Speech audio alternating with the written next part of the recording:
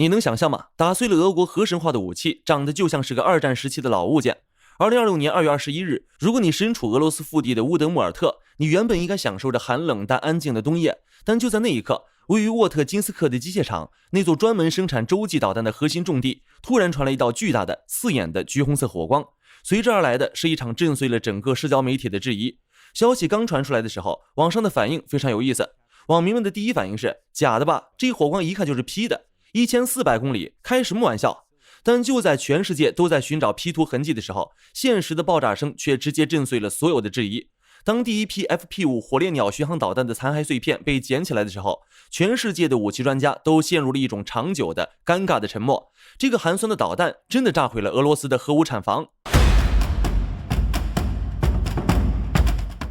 关于 FP5 火烈鸟的照片出现在网络上时，很多资深军迷的第一反应不是震惊，而是嫌弃，甚至想笑。大家试着想象一下那个画面，这枚导弹静静地停在草地上，没有那种闪着冷光的金属外壳，也没有那种充满科幻感的隐身外形，它的机身表面看起来甚至有些粗糙，机翼和尾翼的线条简单的像是几块玻璃纤维板随便粘起来的。说真的，如果你不看它的型号，你可能会觉得这是哪个大学生的毕业作品，或者是某个发烧友在自家后院组装出来的大号遥控飞机。特别是它的发动机启动时发出的不是那种震耳欲聋的喷气轰鸣，而是那种有点像割草机或者是老旧拖拉机的嗡嗡声。当时就有不少人在网上留言说，这玩意儿也能叫导弹？乌克兰是不是真的没招了，拿这种大号航模去凑数？你还真别不信，炸毁俄罗斯核武器制造厂的 FP5， 它的引擎真的是拿教练机的发动机翻新的。有观众可能会问，真的这么夸张吗？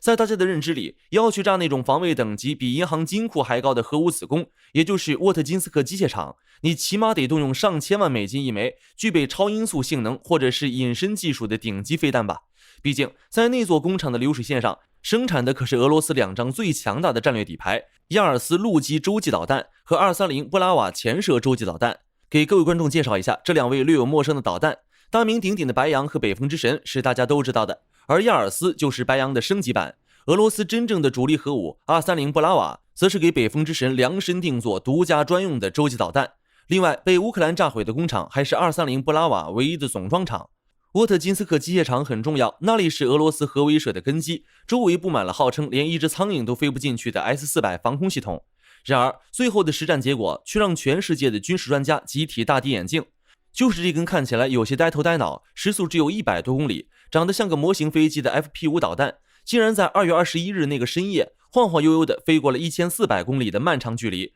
无视那些造价数亿美金、满载着各种精密算法的防空雷达网，直接命中了俄罗斯腹地。这就是 FP5 带给世界的惊喜。在 S-400 那套高傲的雷达算法里，它一直在寻找那些快如闪电、发热量巨大的目标，但 FP5 它慢得像是在公园散步。最绝的是，它全身采用玻璃纤维和复合材料，对于这种高频雷达来说，简直就像空气一样透明。雷达操作员看着荧幕上的那个小点，心里可能还在想，这大概是哪家飞丢的民用机，或者是哪只飞累了的大鸟。在这种嫌弃与无视中， FP5 飞到了终点。它没有华丽的变轨动作，也没有什么干扰诱饵，它只是认准了坐标，一头撞进了那座生产核弹的心脏工厂。那道刺眼的橘红色火光不仅点燃了厂房，更像是给那些吹嘘防空无敌的人一个响亮的耳光。但仅此而已吗？我们还是低估了俄罗斯高层的无耻，因为他们在爆炸后的24小时出具了一份令全世界哄堂大笑的说明。沃特金斯克厂被炸，俄罗斯并没有怕，也没有慌。当时火力军还以为是俄罗斯的战略定力提高了，但接下来发生的事情让人大跌眼镜。俄罗斯在愤怒反击和冷静处理中选择了撒谎，老实说非常有我们熟悉的俄式幽默感。既然工厂被炸已经成了卫星照片上的既定事实，甚至远在几百公里外的俄罗斯居民都听到了震碎窗户的巨响，这时候最理性的做法应该是赶紧复盘，为什么我们的雷达成了瞎子？但俄罗斯官方的第一反应永远是那个老剧本，封锁消息，然后说谎。那一整晚，俄罗斯的网络监管部门忙得满头大汗，试图删掉所有当地居民上传的火光视频。到了第二天，官方发出的那份正式声明，简直让全世界的军事观察家都笑出了声。他们是这么说的：防空系统表现英勇，成功拦截了所有来袭目标。至于工厂的火光，那是因为拦截后的掉落碎片不小心引发了一场局部火灾，目前火势已经得到完美控制，没有人员伤亡，生产进度完全不受影响。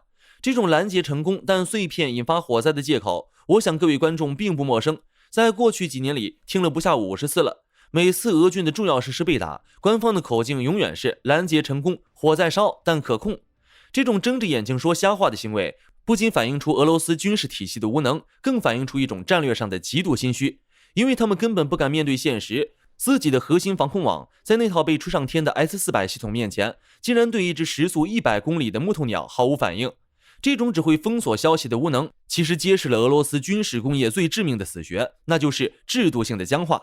在一个只听好消息、只看漂亮报表的系统里，没有人敢承认，由于算法的落后和识别逻辑的死角，俄罗斯耗费数千亿美金打造的雷达，在低成本导弹面前，其实就是一层薄薄的窗户纸。他们宁愿把失败归结为不可控的意外碎片，也不愿承认自己已经失去了对领空的绝对掌控权。这种不敢正视现实的傲慢，才是俄罗斯必将失败的铁证。而 FP5， 它用最低的门槛换取了最高的战果。这只木头做的火烈鸟，用它那粗糙的撞击撞碎了俄罗斯作为世界2号强国的最后一张面具。为什么这种看起来一统就破的导弹，最后能如入无人之境？难道真的是俄军的操作员集体放假了吗？还是说，这种极致的简约，才是高科技时代所有昂贵防御系统的共同噩梦？大家都知道，乌克兰的海军现在基本处于半退休状态，别说航空母舰了，连稍微大一点的驱逐舰都成了稀罕物。按照咱们正常的逻辑，一个没有制海权的国家，它的拳头最远也就是在自家门口挥一挥。可2026年2月21日的那个深夜，一枚造价不到几万美元、长得像个大号航模的 FP5 导弹，竟然跨越了整整1400公里，干了一件只有美军开着航母打击群、带着几千号精锐才能干成的狠活，战略深度的定点清除。先不着急夸乌克兰有多厉害，咱们先来看看为什么这件事在战略圈子里会引起这么大的恐慌呢？在过去的战争规则里，长距离打击其实是有门槛的，这就像是一个顶级的私人俱乐部，你想进去打个招呼，你得先证明你有钱。通常你只有2条路可以选，第一条路，你得有像美国 B2 那种连呼吸都在烧钱的隐身轰炸机，一架飞机造价24亿美金，它是靠着极致的高科技躲过你的雷达。第二条路，开着一整个航母打击群，浩浩荡荡的压到对方的领海边缘，那是几百亿美军的钢铁森林，是成千上万名水兵的协同配合，那是靠着绝对的体量和排场，强行把拳头伸进敌人的家门。所以在俄罗斯的战略地图里存在一个默认的安全区，他们觉得像沃特金斯克这种离前线1400公里、深藏在内陆的工厂是绝对安全的。他们觉得乌克兰既没有 B2 也没有航母，但 FP5 的出现直接把这套虚伪的贵族逻辑给撕碎了。它长得土，飞得慢，可偏偏就是这种寒颤成了它最好的掩护。它不需要昂贵的隐身涂层，因为它便宜到了雷达算法都觉得这是一个会飞的木头桩。它不需要航母，因为它真的是在民用卡车后斗里就能点火。这就是让俄罗斯感到脊背发凉的地方，战争的降维。以前普京要防范的是高科技的奇袭，现在的乌克兰却在玩一种低成本的漫游。通过这只木头鸟，把1400公里的漫长旅程变成了一次只要几万美金就能完成的同城闪送。问题来了，如果你是俄罗斯的防空指挥官，你在雷达屏幕上看到了这个小红点，它的速度慢得像只鸽子，它的反射信号弱得像个塑料袋，有必要动用一个几百万美元的拦截弹吗？更何况俄罗斯先进的 S-400只把它当做了鸟群，但这就是 FP5， 它的撞击告诉全世界，你普京的防空网很贵很精细，但却是一个华而不实的花瓶，中看不中用。俄罗斯正沉浸于能飞10倍音速的神话中，忙着在新闻里展示他们不可一世的核威慑，结果现实却给了他们一记响亮的耳光。乌克兰用这种穷人的逻辑直接抄了俄罗斯的安全后路，一巴掌打碎了普京最引以为傲的战略优越感。FP5 砸掉的不仅仅是工厂，更是那个俄罗斯地大物博、战略纵深、极具想象力的旧时代。聊到这儿，肯定有观众会问，乌克兰这些飞弹到底是哪儿造的？难道他们也有像俄罗斯那样一眼望不到头的超级工厂吗？这就是整件事最细思极恐的地方。俄罗斯的沃特金斯克工厂是一个占地几百公顷、需要几万名熟练工人和几千台精密机床的工业巨兽。你要建这样一个工厂，得花几十年，还得防止全世界的侦察卫星。只要你的烟囱一冒烟，全世界都知道你在干嘛。但 FP5 火烈鸟呢？它根本不需要什么导弹工厂，它诞生的地方可能是基辅某个修车厂的地下室，可能是利沃夫郊区某个生产家具的小作坊，甚至是某个大学生在宿舍里用 3D 打印机传出来的零件。你去看 FP5 的零件清单，你会发现一个让人哭笑不得的事实：它的发动机从教练机拆下来稍微翻新了一下，它的导航芯片可能就是你手机里那种只要几块钱美金的民用 GPS，它的外壳材料甚至能在某个建材市场一站式买齐，这还是飞弹吗？简直是战场上的回收站。乌克兰人玩的是一套乐高式的打法，他们把生产流程拆成了几百个小环节，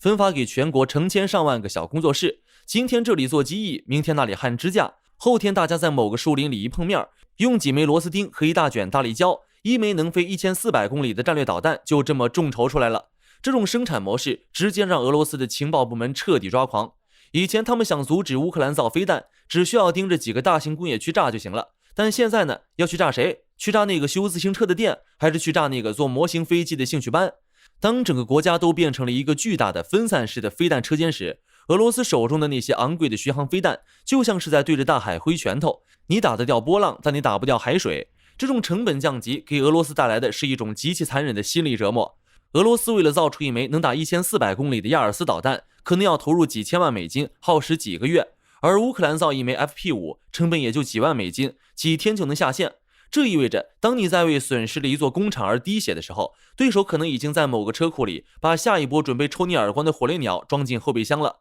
当俄罗斯还在拼命维护那些昂贵脆弱且无法再生的工业古董时，对手已经开启了低配快乐模式。他们用最廉价的电子垃圾去消耗你最高端的防御系统，用最粗糙的组装方式去偷袭你最精密的战略核心。这种打法不讲排场，甚至不讲科学，但它讲的是效率，讲的是有用，讲的是一个小国对一场非正义的霸凌说 no。